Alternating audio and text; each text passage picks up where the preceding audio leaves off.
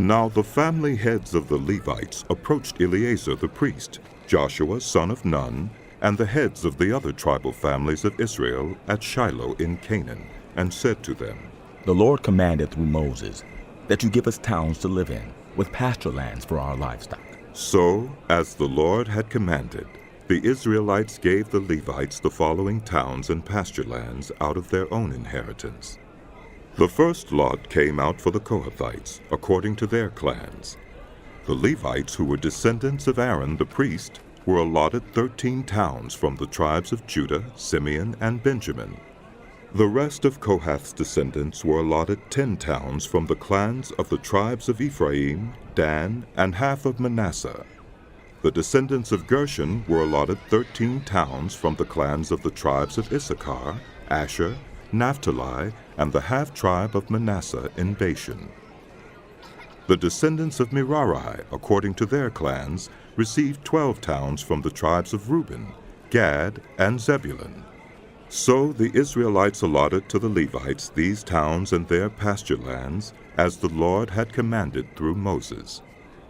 From the tribes of Judah and Simeon they allotted the following towns by name. These towns were assigned to the descendants of Aaron, who were from the Kohathite clans of the Levites, because the first lot fell to them. They gave them Kiriath Arba, that is Hebron, with its surrounding pasture land in the hill country of Judah. Arba was the ancestor of Anak, but the fields and villages around the city they had given to Caleb, son of Jephunneh, as his possession. So to the descendants of Aaron the priest, they gave Hebron, a city of refuge for one accused of murder. Libnah, Jattir, Eshtemoa, Holon, Deber, Ain, Juttah, and Beth Shemesh, together with their pasture lands, 9 towns from these 2 tribes. And from the tribe of Benjamin they gave them Gibeon, Geba, Anathoth, and Almon, together with their pasture lands, 4 towns. The total number of towns for the priests, the descendants of Aaron, came to 13, together with their pasture lands. The rest of the Kohathite clans of the Levites were allotted towns from the tribe of Ephraim. In the hill country of Ephraim they were given Shechem, a city of refuge for one accused of murder, and Gezer, Kibzaim, and Beth-horon, together with their pasture lands, 4 towns. Also from the tribe of Dan they received Eltekeh, Gibbethon, Ajalon, and Gath-rimmon, together with their pasture lands, 4 towns. From half the tribe of Manasseh they received Taanach and Gath-rimmon, together with their pasture lands, 2 towns. All these 10 towns and their pasture lands were given to the rest of the Kohathite clans. The Levite clans of the Gershonites were given, from the half-tribe of Manasseh, Golan in Bashan, a city of refuge for one accused of murder, and Be-eshterah, together with their pasture lands, 2 towns. From the tribe of Issachar, Kishion, Daberath, Jarmuth, and En-gannim, together with their pasture lands, 4 towns. From the tribe of Asher, Mishal, Abdon, Helkath, and Rehob, together with their pasture lands, 4 towns. From the tribe of Naphtali, Kedesh in Galilee, a city of refuge for one accused of murder, Hamath-dor, and Kartan, together with their pasture lands, 3 towns. The total number of towns of the Gershonite clans came to 13, together with their pasture lands. The Merarite clans, the rest of the Levites, were given from the tribe of Zebulun, Jokneam, Karta, Dimnah, and Nahalal, together with their pasture lands, 4 towns. From the tribe of Reuben, Bezer, Jahaz, Kedemoth, and Mephaath, together with their pasture lands, 4 towns. From the tribe of Gad, Ramoth in Gilead, a city of refuge for one accused of murder, Mehunaim, Heshbon, and Jazer, together with their pasture lands, 4 towns in all. The total number of towns allotted to the Merarite clans, who were the rest of the Levites, came to 12. The towns of the Levites in the territory held by the Israelites were 48 in all, together with their pasture lands. Each of these towns had pasture land surrounding it. This was true for all these towns. So the Lord gave Israel all the land he had sworn to give their ancestors, and they took possession of it and settled there. The Lord gave them rest on every side, just as he had sworn to their ancestors. Not one of their enemies withstood them. The Lord gave all their enemies into their hands. Not one of all the Lord's good promises to the house of Israel failed. Every one was fulfilled. Then Joshua summoned the Reubenites, the Gadites, and the half-tribe of Manasseh, and said to them, You have done all that Moses, the servant of the Lord, commanded, and you have obeyed me in everything I commanded. For a long time now, to this very day, you have not deserted the other Israelites, but have carried out the mission the Lord your God gave you. Now that the Lord your God has given them rest, as he promised, return to your homes in the land that Moses, the servant of the Lord, gave you on the other side of the Jordan. But be very careful to keep the commandment and the law that Moses, the servant of the Lord, gave you, to love the Lord your God, to walk in obedience to him, to keep his commands, to hold fast to him, and to serve him with all your heart and with all your soul. Then Joshua blessed them and sent them away, and they went to their homes. To the half-tribe of Manasseh, Moses had given land in Bashan, and to the other half of the tribe, Joshua gave land on the west side of the Jordan, along with the other Israelites.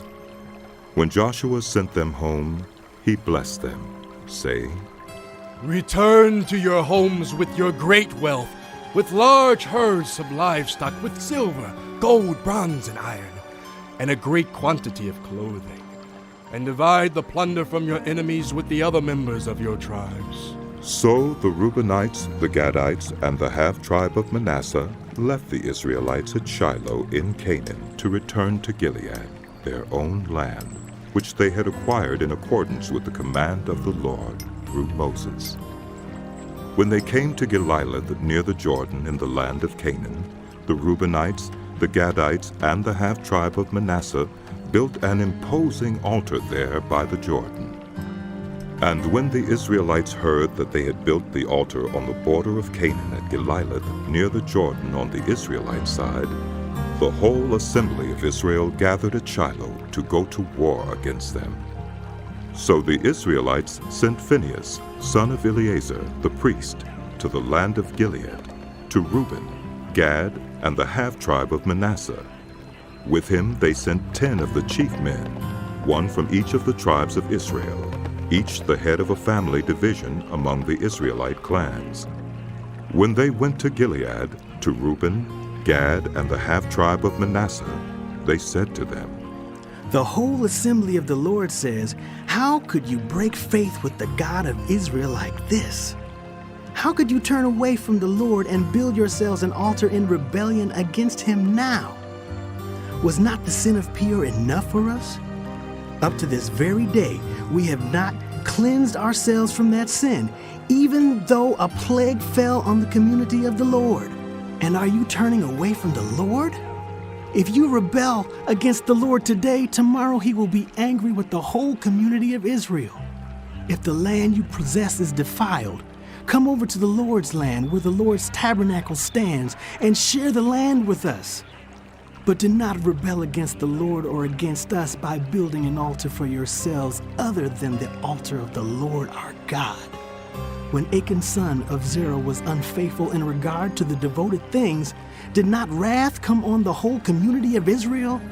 He was not the only one who died for his sin. Then Reuben, Gad, and the half-tribe of Manasseh replied to the heads of the clans of Israel, The mighty one, God the Lord. The mighty one, God the Lord, he knows, and let Israel know. If this has been in rebellion or disobedience to the Lord, do not spare us this day. If we have built our own altar to turn away from the Lord and to offer burnt offerings and grain offerings, or to sacrifice fellowship offerings on it, may the Lord himself call us to account. No. We did it for fear that someday your descendants might say to ours, What do you have to do with the Lord, the God of Israel?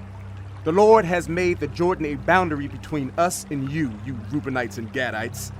You have no share in the Lord, so your descendants might cause ours to stop fearing the Lord.